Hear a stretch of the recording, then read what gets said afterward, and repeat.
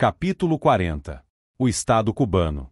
Os tópicos abaixo foram extraídos de uma resolução política adotada pela SEI, Comitê Executivo Internacional do Secretariado Unificado da Quarta Internacional. É uma análise sobre um país que essa corrente de difusão do trotskismo, o Secretariado Unificado, dá apoio político e considera como sendo um Estado operário. Não pode, portanto, ser taxada de parcial. Foi publicada na revista Perspectiva Internacional N Graus 89, de dezembro de 1984, sob o título A Revolução Cubana, a Corrente Castrista e a Quarta Internacional.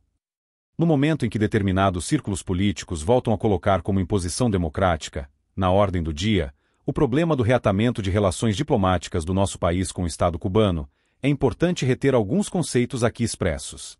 Eis a resolução do SEI-do-Sul. É preciso considerar como uma realização da Revolução Cubana sua contribuição às lutas anti-imperialistas e revolucionárias em certos países dentro de um espírito internacionalista. Cuba empenhou-se ao lado de povos e forças revolucionárias em vários países da América Latina e da África. Desde a solidariedade com movimentos de guerrilha latino-americanos dos anos 60 e da participação direta na guerra pela libertação de Angola até a ajuda substancial à FSLN da Nicarágua e à Frente Revolucionária de El Salvador, toda uma continuidade foi mantida. Apesar de certos reveses graves e apesar de todos os riscos que uma tal atitude internacionalista comportava e comporta, mais que nunca, nos dias de hoje. Os dirigentes cubanos não hesitaram em estimular a formação de movimentos e organizações em oposição aos PCs e a outros partidos tradicionais e a promover, com a OLAS, Organização Latino-Americana de Solidariedade, um centro de coordenação das lutas revolucionárias em escala continental. Não se limitaram a proclamações principistas, empenharam-se a fundo no apoio aberto à luta armada numa série de países, bem como em iniciativas diretas.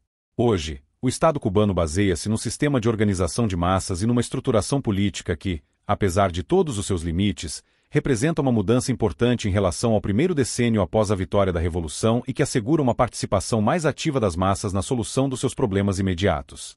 Eis um dos fatores que explica por que, apesar de todas as dificuldades e esforços que tiveram de ser feitos durante mais de 20 anos, a direção pode contar, em particular nas questões de defesa de Cuba contra o imperialismo e de apoio à revolução em outros países, com um apoio que continua massivo e que se traduziu por uma nova vaga de mobilizações poderosas depois da vitória da insurreição na Nicarágua.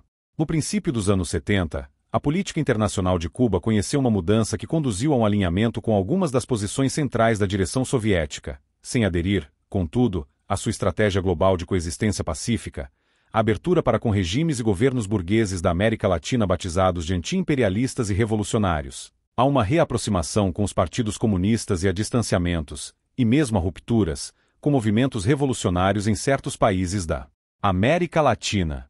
Tal atitude não é ditada unicamente pelo fato de Cuba continuar a precisar da ajuda econômica e militar da URSS. Isso já existia antes. O fato novo foi o de que, após a derrota de toda uma série de movimentos guerrilheiros, os dirigentes cubanos retificaram as suas análises sobre a situação da América Latina e daí tiraram as suas conclusões. Não renunciando à perspectiva estratégica de uma vitória da Revolução na América Latina, os dirigentes cubanos, porém, não a encaram mais a curto prazo. Escolheram, pois, integrar-se no campo socialista e, ao mesmo tempo, esforçam-se por explorar todas as possibilidades de aliança com governos burgueses nacionalistas ou nacionais populistas. Daí a melhoria substancial das suas relações com os partidos comunistas, em relação aos quais todas as polêmicas cessaram. A Conferência dos PCs Latino-Americanos de 1975 e a sua resolução final refletem a reaproximação que se produziu. No campo econômico, no decurso dos 2 últimos anos, discursos, textos de congressos e artigos vêm denunciando que uma falta de eficácia caracteriza domínios consideráveis da economia cubana. Raul Castro. Que a produtividade do trabalho continua demasiado baixa e que o absenteísmo e a passividade estão ainda longe de ter sido eliminados. Que fenômenos de desordem burocrática extremamente graves se produzem, quer no seio das empresas, quer ao nível da produção em geral. Que os novos métodos de planificação e de gestão das empresas não puseram fim à anarquia e à irresponsabilidade administrativa. Que a participação ativa das massas na produção não é generalizada e que, demasiadas vezes, os dirigentes e quadros se tornam culpados de um deixandar nefasto, que o amiguismo, bem como a caça aos privilégios, são comuns, que a sobrevivência de um setor privado relativamente substancial não cessa de representar um obstáculo à racionalização e mecanização da agricultura e que o ritmo de crescimento das cooperativas continua insuficiente. No campo político, o partido, que não é composto por uma maioria de trabalhadores, sobretudo nas instâncias regionais e nacionais, exerce constitucionalmente um papel de direção e de controle sobre todas as instituições e organizações de massas, determinando em larga medida suas decisões. O PC cubano é entendido como uma entidade monolítica que exclui o direito de construção de tendência e até de repercutir posições alternativas no seu seio. Os militantes ignoram os debates que têm lugar no grupo dirigente e os congressos realizam-se depois de enormes intervalos. Fidel Castro é, ao mesmo tempo, presidente do Conselho de Estado, primeiro-ministro e secretário-geral do partido. Com o monolitismo do partido combina-se o monolitismo ideológico. O partido é considerado como a garantia da mais estrita ortodoxia. No campo sindical, os sindicatos estão sob a direção do partido, e só os dirigentes podem, eventualmente, influenciar as decisões adotadas no plano econômico. Também o direito de tendência foi banido nos sindicatos. Nos últimos anos, e fundamentalmente após a tomada do poder pelos sandinistas na Nicarágua, a política cubana frente a determinados países da América Latina se reorientou pela ótica de uma intervenção ativa nas lutas revolucionárias que estão se desenvolvendo. Cuba prestou uma ajuda determinante, em todos os níveis, à frente sandinista e, após sua vitória, continua prestando ajuda através de assessores, material bélico, treinamento de quadros, etc. Papel semelhante desempenha junto à Frente Farabundo Martí de El Salvador e à Frente Revolucionária que atua na Guatemala. Em 26 de julho de 1980, por ocasião de mais um aniversário da Revolução Cubana, Fidel Castro deixou claro que as experiências de El Salvador, do Chile e da Bolívia demonstram que existe apenas um caminho, a revolução, e apenas um meio, a luta armada revolucionária, o caminho empreendido por Cuba, Granada e Nicarágua. O informe aprovado pelo segundo Congresso do PC cubano indica ainda mais claramente que essa orientação se baseia em uma análise das mudanças ocorridas na situação da América Latina, que se concretizam nas retumbantes vitórias populares da Nicarágua e de Granada, na luta irresistível dos povos de El Salvador e da Guatemala, na combatividade das massas, que atingiu um nível sem precedentes no continente e no Caribe, na feroz resistência do povo chileno, nas lutas heroicas que se desenvolvem na Bolívia e em outras partes, nas greves sem precedentes no Peru, Equador e Colômbia e na luta constante dos trabalhadores argentinos. Conclusão. Tudo parece indicar que a corrente castrista que se esboçou na América Latina e atingiu seu ápice em 1967, quando da Conferência da OLAS, entrou em uma nova fase de ascenso a partir da vitória da Frente Sandinista na Nicarágua e do incremento da luta guerrilheira em El Salvador e Guatemala. Não há indícios de que Cuba pretenda negociar sua solidariedade ativa e militante para com os movimentos de esquerda da América Central, pretenda abrir mão do princípio do internacionalismo proletário, inscrito, aliás, em sua Constituição, e, muito menos, desfazer suas alianças, abdicando do papel de gendarme do Estado soviético. A rigidez e ortodoxia de sua política externa pode ser medida pelas recentes declarações de Fidel Castro a respeito do que representa, para si e para seu país, a Organização dos Estados Americanos, um organismo desacreditado e corrupto, Jornal da Tarde de 2 de abril de 1985. No plano interno, o povo, nação, Estado e revolução se amalgamaram grotescamente, criando um ente abstrato, concretamente representado pelo comandante-em-chefe Fidel Castro e a elite sobrevivente do velho Partido Comunista dos tempos de Batista, vanguarda organizada da classe operária, convertida em força dirigente superior da sociedade e do Estado. No campo político, o Estado cubano está regido por um governo unipartidarista, cujos militantes representam 3% da população total do país. Esta não tem alternativas de escolhas ideológicas ou políticas. Esses 3% arrogam-se omnimodamente o direito de determinar o que é bom e o que é ruim para os 97% restantes. O PC cubano, o único permitido, proclamado constitucionalmente como força dirigente superior da sociedade e do Estado socialista, assumiu para si a representatividade da soberania nacional.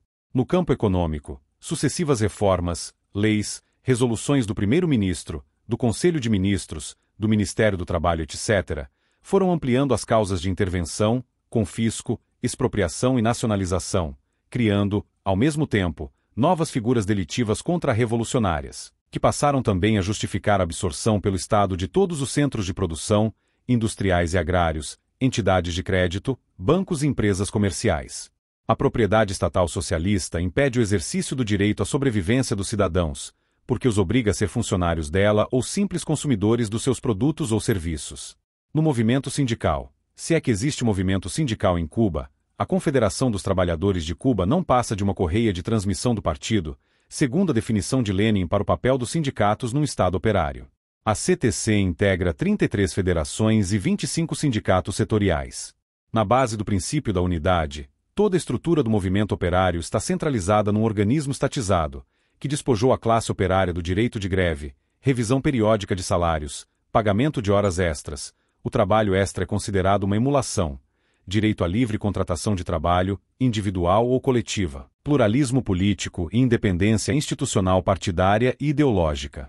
Quanto à liberdade de imprensa e de expressão, todas as agências de notícias estrangeiras foram fechadas, sendo criada uma única, a Prensa Latina, que se tornou veículo de propaganda e difusão do comunismo internacional na América Latina, única autorizada a distribuir notícias. Foi criado também o DOR, Departamento de Orientação Revolucionária, com o encargo de redigir e distribuir notícias a todos os meios de comunicação estatizados, convertendo os jornalistas em meros agentes de difusão.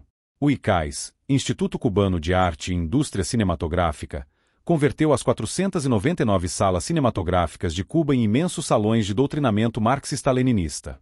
A produção bibliográfica está a cargo do Instituto Cubano do Livro, que só produz, importa e distribui títulos de autores progressistas e socialistas. A liberdade de palavra é regulada pela Constituição, só promulgada em 1976, isto é, 17 anos após a derrubada de Batista, que estabelece em seu artigo 52 que a liberdade de palavra e imprensa é reconhecida aos cidadãos conforme os fins da sociedade socialista. As condições materiais para seu exercício estão dadas pelo fato de que o rádio, a imprensa, a TV, o cinema e outros meios de difusão massiva são de propriedade estatal ou social e não podem ser objeto, em nenhum caso, de propriedade privada, o que assegura seu uso a serviço exclusivo do povo trabalhador e do interesse da sociedade. A lei regula o exercício dessas liberdades. Que liberdade, no entanto, a lei irá regular, se todos os meios de comunicação estão nas mãos e a serviço exclusivo do povo, representado pelo Partido Comunista, vanguarda da sociedade socialista e força dirigente superior, que, segundo o artigo 5º dessa mesma Constituição, organiza e orienta o avanço para a sociedade comunista. Resumindo, o Estado socialista é o único empresário e proprietário dos meios de comunicação e de difusão cultural, e é quem determina aos cidadãos o que estes podem ler, ouvir e como devem expressar-se. Quanto aos direitos humanos, para lograr a realização e consolidação de um sistema político de um só partido, é evidente que foi desenvolvido um longo e doloroso processo de institucionalização do terror, mediante a repressão oficial de toda e qualquer manifestação de descontentamento, individual e coletiva. O CDR, Comitês de Defesa da Revolução, criados com a finalidade de vigiar e combater o inimigo, atuam no apoio aos órgãos de segurança do Estado, objetivando paralisar toda e qualquer ação interna de elementos ditos contra-revolucionários. Daí os cubanos viverem, hoje, sob o constante temor de uma delação, verdadeira ou caluniosa, por parte do CDR de seu quarteirão, de um vizinho, um companheiro de trabalho, um amigo ou, inclusive, um membro de sua própria família, casos que têm aumentado a população carcerária do mais afrontoso e desumano regime penitenciário imaginado, despojado das mínimas garantias de proteção adequada contra as arbitrariedades de um Estado dogmático e repressivo, e de um poder judicial controlado e manipulado pelo grupo dominante dentro do Estado. Desde 1961 foi declarado o caráter socialista da nova justiça revolucionária cubana. Os juízes devem ser ativos defensores da legalidade socialista. A justiça revolucionária deve servir à construção do socialismo, porque os tribunais, decidindo em cada caso, ensinam o cidadão a ser leal à pátria socialista e às suas instituições. Os homens da judicatura não podem interpretar as leis da Revolução sem compreender que esta rompeu radicalmente com o direito anterior, substituindo por outro sistema, novo em sua base, forma e em seu profundo conteúdo. Declarações do fiscal da Corte Suprema de Justiça, em Santiago de Cuba, em setembro de 1961. No marco dessa justiça revolucionária, o povo cubano foi despojado de sua liberdade de consciência e de culto, cuja manifestação pública pode constituir-se em obstáculo à sua realização humana integral, quando não em causa de conflitos com as organizações de massa, e, por extensão, com o Estado cubano. Como pai, foi despojado do direito de dirigir a educação de seus filhos, e incorre em delito punível se lhes inculca conceitos filosóficos ou ideológicos contrários ou diferentes daqueles definidos pelo marxismo-leninismo, difundidos nas escolas do Estado, ou se opõe resistência a que seus filhos trabalhem gratuitamente para o Estado, como parte dos currículos escolares. Foi despojado do direito à vida, já que está sujeito a uma cota de alimentos mínima vital, que, mesmo assim, lhe pode ser diminuída ou suprimida se sua atitude frente à revolução for considerada negativa.